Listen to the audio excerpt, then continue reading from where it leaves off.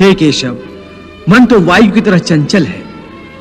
जिस प्रकार बहती हुई हवा पर काबू पाना असंभव है, इसी प्रकार इस चंचल मन को अपने अधीन करना अति दुष्कर काम है। हे अर्जुन, तुम्हारा यह कहना सत्य है कि मन अति चंचल है। उसे अपने वश में करना बहुत मुश्किल है। मुश्किल है जनार्दन, असंभव है। नहीं अर्जुन, मुश्किल अवश्य है, परंतु असंभव नहीं है। तुम्हारा कहना है कि मन को वश में करने का कोई तरीका, कोई साधन भी है? अवश्य है। क्या है वो तरीका? हे अर्जुन, मनुष्य को मैं के घमंड की मदिरा पिलाकर मदहोश करने वाला पाखंडी केवल मन है।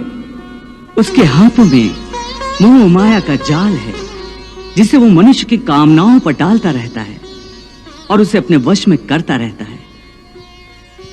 यह मन शरीर से भी मोह करता है, अपनी खुशियों से भी मोह करता है और अपने दुखों से भी। खुशियों में खुशियों से भरे गीत गाता है, तो दुख में दुख भरे गीत गुनगुनाता है। अपने दुख में दूसरों को शामिल करके उसे खुशी होती है। किसी भी प्राणी को उसका मन जीवन के अंत तक अपने जाल से निकलने नहीं देता। रस्सी में बांधकर उसे तरह तरह के नाच नचवाता रहता है। वो जीव को इतनी फुर्सत भी नहीं देता कि वो अपने अंतर में झांक कर अपनी आत्मा को पहचाने और आत्मा के अंदर जिस परमात्मा का प्रकाश है, उस परमात्मा का साक्षात्कार करे। हे पार्थ, प्राणी के लिए आवश्यक है कि प्राणी अपने मन को काबू में करके अपने अंतर में झांक कर आत्मा को देखे। तब उस आत्मा के अंदर उसे परमात्मा का प्रकाश स्पष्ट दिखाई देगा। उसी को परमात्मा का साक्षात्कार कहते हैं। तुम तो कहते हो कि अपने अंतर में झांक कर आत्मा को और उस आत्मा में प्रकाशित परमात्मा को पहचानो। अर्थात आत्मा से अलग कोई और है जो आत्मा को पहचानेगा। ये किसको कह रहे हो कि आत्मा को पहचानो? कौन पहचानेगा अंतर की आत्मा को? तुम्हारा मन। मन? हाँ, तुम्हारा मन। परंतु तुम तो कहते हो कि मन माया के भ्रमजाल में फंसाकर प्राणी को बहुत नाच नचाता है। फिर वो आत्मा और परमात्मा क्यों ले जाएगा? तुमने ठीक प्रश्न किया अर्जुन। उसका उत्तर यह है कि जब तक तुम अपने आप को मन और विषयों के अधीन रहने दोगे, तब तक वो तुम्हें नाच नचाता रहेगा। हे पार्थ, मनुष्य का शरीर एक रथ की भांति है।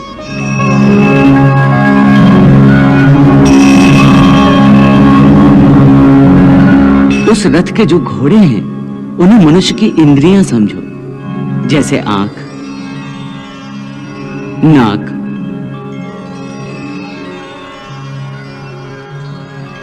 कान, मुख, जीवा आदि। उन इंद्रियों को, घोड़ों को जो सारथी चलाता है, वो सारथी ही मन है। और उस रथ में बैठा हुआ जो उस रथ का स्वामी है, वही आत्मा है। मनुष्य की इंद्रियां अपने विषयों की ओर आकर्षित होती रहती हैं।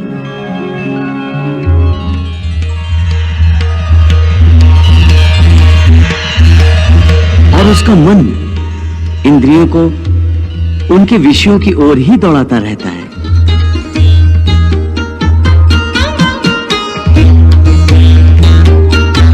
यह तभी तक हो सकता है जब तक जीवात्मा अपने मन को अपने काबू में ना लाए। जब तक मन काबू में नहीं आएगा, वो इंद्रियों को उनके विषयों की ओर ही दौड़ाता रहेगा। विषय उनको बुलाते हैं, इंद्रियां उनकी तरफ भागती हैं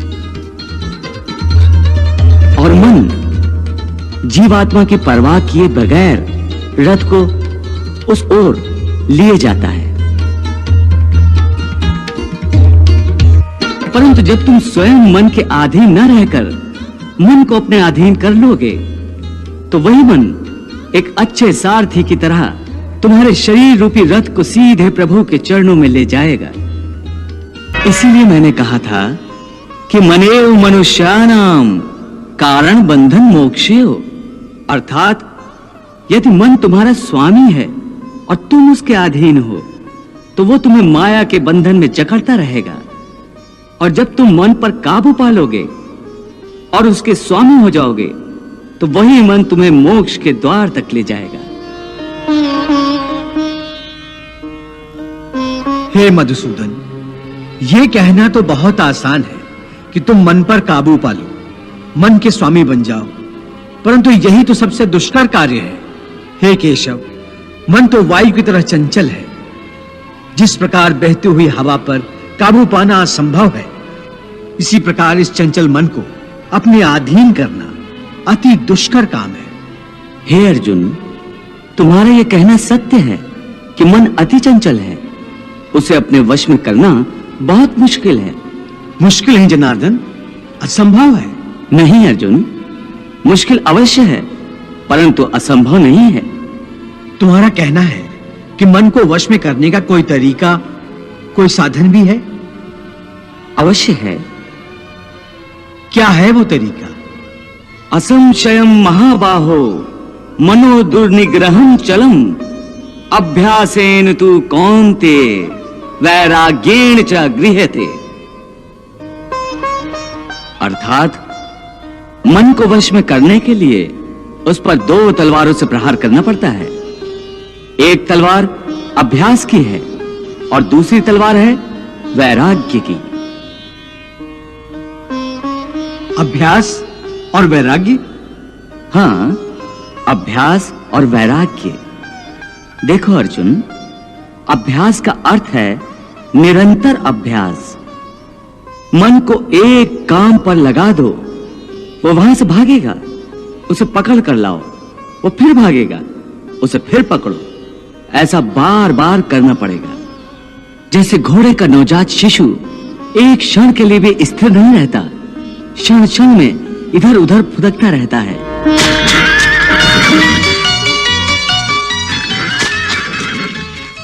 उसी प्रकार मन भी क्षण क्षण में इधर उधर फुदकता रहता है।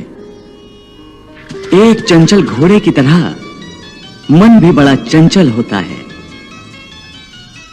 और ऐसे चंचल मन को काबू करना उतना ही कठिन है जैसे किसी मुंहजोर घोड़े को काबू करना। ऐसे घोड़े को काबू करने के लिए सवार जितना जोर लगाता है, घोड़ा उतना ही विरोध करता है और बार बार सवार को ही गिरा देता है। परंतु यदि सवार दृढ़ संकल्प हो, तो अंत में वो सरकश घोड़े पर सवार हो जाता है। बस फिर वही घोड़ा सवार के इशारे पर चलता है।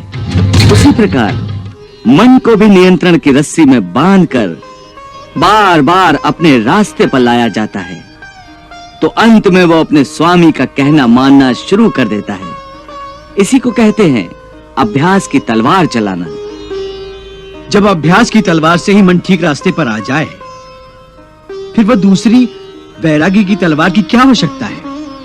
उसकी आवश्यकता इसलिए है कि एक बार ठीक रास्ते पर आ जाने के बाद मन फिर से उल्टे रास्ते पर न चला जाए, क्योंकि उल्टे रास्ते पर इंद्रियों के विषय उसे सदा ही आकर्षित करते रहेंगे।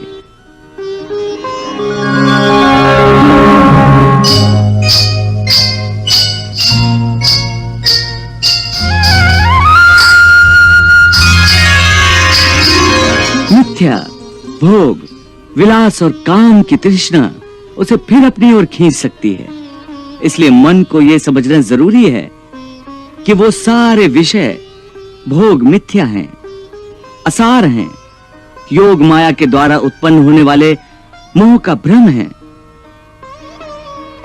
मन जब इस सत्य को समझ लेगा, तो उसे विषयों से मोह नहीं रहेगा, बल्कि उससे वैराग्य हो जाएगा।